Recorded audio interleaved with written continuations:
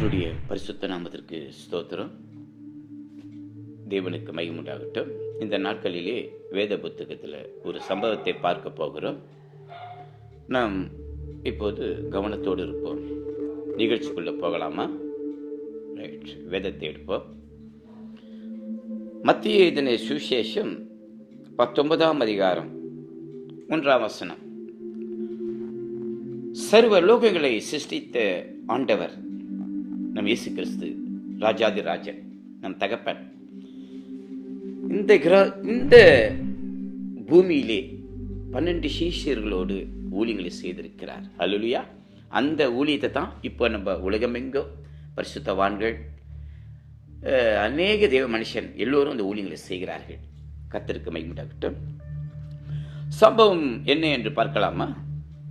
வேத புத்தகத்தில் மத்திய இதனை சுவிசேஷம் 19 1ஆம் வசனம். அந்த நாட்களில் 12 சீஷரோடு கிராமங்கள் தோறும் ஆண்டவர் இயேசு கிறிஸ்து ஊழியத்துக்கு செல்கிறார். அவரோடு கூட சீஷர்களும் கூட்டிக்கிட்டு போறார். எவ்வளோ பாருங்க, சீஷர்களுக்கு எவ்வளோ பெரிய பாக்கியம். அவர்களுக்கு அந்த பாக்கியம் கொடுத்தது கர்த்தர். இந்த காலங்களில் நமக்கு அந்த பாக்கியத்தை கொடுத்திருக்கிறார். ஆனால் இயேசு கிறிஸ்து அவர்களோடு இருந்தவர் இப்போ நம்மோடு இருக்கிறார். அதான் விசுவாசம். அவர் சொன்னார் பார்த்தீங்களா, உலகம் எங்கே போங்க, நான் உங்களோடு இருப்பேன் ஆண்டு சொல்லிட்டார். அவர் இருக்கிறார்.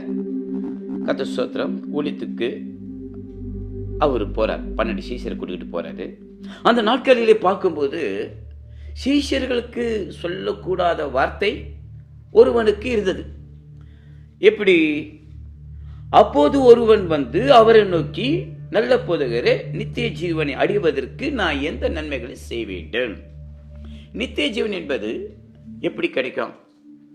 ஆனால் இந்த கேள்வியை கேட்டவன் ஒரு வாலிபன் குடு வந்து இயேசுவினிடத்தில் வந்து கேட்கிறான், நல்ல போதகரே, நித்திய ஜீவனை அடைவதற்கு நான் எந்த நன்மைகளை செய்ய வேண்டும்? அப்ப இயேசு சொல்றார்,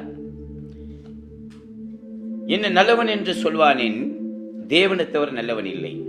ஆமென். கர்த்தர் ஸ்தோத்திரம். தேவனை தவிர நல்லவன் இல்லைன்னு சொல்றான். காரணம் என்ன? இயேசு கிறிஸ்து தன்னை தாழ்த்துகிறார். அந்த வாலிபன் ஆண்டவர் யார் என்று தெரியவில்லை. சர்வ லோகங்களை சிருஷ்டித்த ஆண்டவர் மனுஷனாக வந்ததினால் அவரை போதகராக பார்க்கிறான். அவன் நிறைய படித்தவன், வேத அறிவு இருக்கிறது. ஆனாலும் தேவ ஆவி பெறாதவனாக இருந்திருப்பான் போல் இருக்கிறது. அவர் யார் என்று தெரியவில்லை. அப்போது அவன் கேட்கிறான், போதகரே, நித்திய